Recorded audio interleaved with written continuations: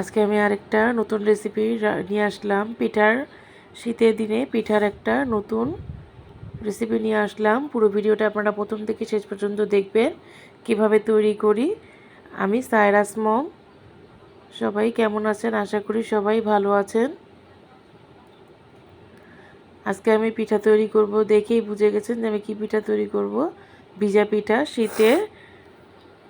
শীতের ভিজা পিঠা, দারুণ মজার একটা পিঠা। প্রত্যেকের ঘরে ঘরে পিঠাটা তৈরি হয় শীতের সময়টা আসলেই।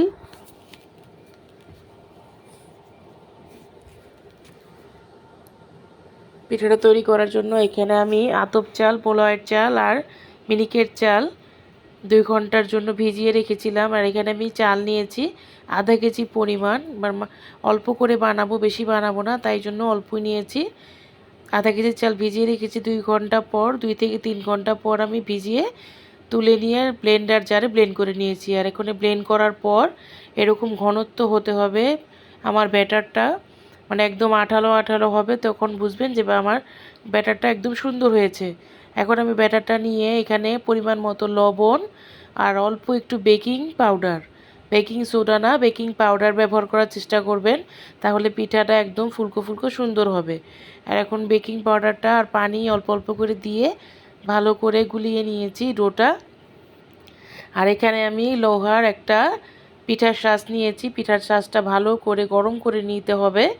পিঠার শাঁসটা ভালো করে গরম করে নিয়েছি। গরম করে নেওয়ার পর পিঠার ডোটা আমি অল্প অল্প করে পিঠার শাঁসে ঢেলে দিব, দিয়ে ঢেকে রাখবো। আর অবশ্যই পিঠাটা তৈরি করার সময় যখন এই লোহার কড়াইটা যখন আমি পিঠার শাঁসটা গরম করব, তখন এটার সাথে এটা ঢাকনাটাও ভালো করে হিট করে নিতে হবে, মানে গরম করে নিতে হবে। তাহলে আপনাদের পিঠাটা অনেক সুন্দর হবে, মানে একদম ফুলকো ফুলকো সুন্দরভাবে হবে। এখন আমি ডোটা দিয়ে ভালো করে ঢেকে রেখে দিব। 5 মিনিট পরে আমি ঢাকনাটা তুলব। চুলার আঁচটা অবশ্যই মিডিয়াম হিটে রাখতে হবে। যে হিটটা আর যে প্রথম পিঠা তৈরি থেকে একদম শেষ অবধি ওই আঁচেই রাখতে হবে, তাহলে আপনাদের পিঠা একদম পারফেক্ট হবে। পিঠাগুলো দেখেন একদম ফুলকো ফুলকো হয়েছে। আমি এরকম করে সবগুলো পিঠা তৈরি করে নিব।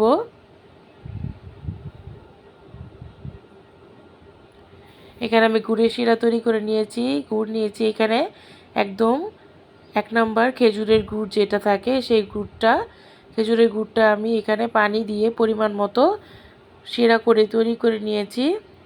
এখন এই শিরাটা আমি ঠান্ডা করে দিয়েছি, অত গরম না, হালকা কুসুম গরম আছে শিরাটা। এখন আমি শিরাটা গরম করে ভালো করে ছেঁকেও নিয়েছি, কারণ গুড়ের ভিতরে প্রচুর পরিমাণ ময়লা থাকে, তার জন্য। ছেঁকে নিয়ে আমি এখানে পিঠাগুলো সব দিয়ে দিব। দিয়ে তারপর আমি দুধ জাল করে রেখেছি ঘন করে, সেই দুধটা আমি এখানে ঢেলে দিব। ইচ্ছা করলে আপনারা যারা মানে অথেন্টিক গুড় যাদের, মানে এখন তো বেশিরভাগই গুড়ে একটু ভেজাল আছে, ভেজাল যে সব গুড়, এগুলো গুড় দিয়ে পিঠা তৈরি করলে ডাইরেক্ট দুধ দিয়ে গুড়টা জাল করলে ফেটে যায়, ছানা কেটে যায়। এর জন্য আমি এই রেসিপিটা আপনাদের সাথে এভাবে শেয়ার করে দেখালাম যে গুড়টা দুধের সাথে জাল দিইনি, একদম আলাদা করে জাল দিয়েছি, তাহলে পিঠাটা কোনো নষ্ট হওয়ার কোনো চান্সই থাকবে না।